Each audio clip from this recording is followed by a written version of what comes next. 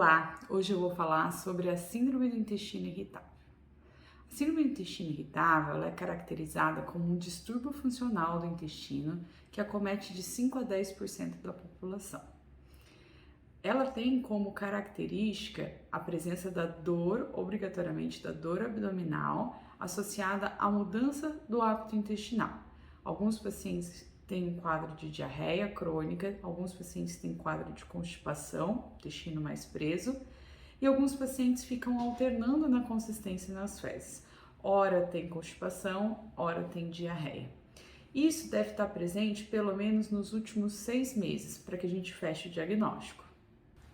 O motivo do aparecimento ainda não é bem definido, mas a gente sabe que existe uma ativação do eixo cérebro-intestino, trazendo mais hipersensibilidade e sintomas para o intestino. Outros fatores que podem estar associados são fatores genéticos, infecções intestinais prévias, microbiota intestinal, então a flora do intestino alterada, e provavelmente o sistema imune também pode interferir. O diagnóstico é feito a partir dos sintomas clínicos.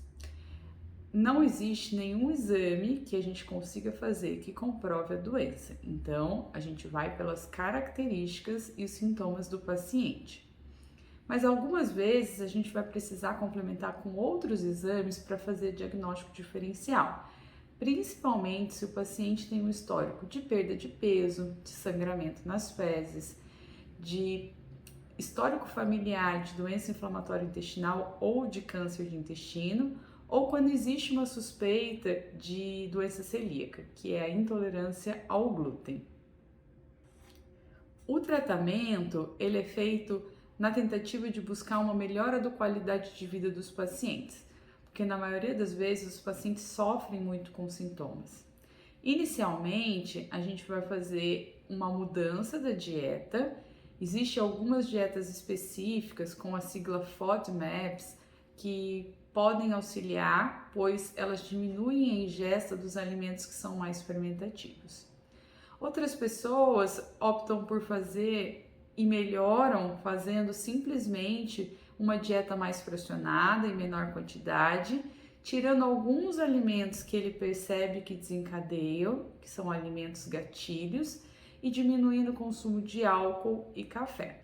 Aumentar também o consumo de fibras solúveis, como o psyllium, também tem mostrado que ajudam nos sintomas.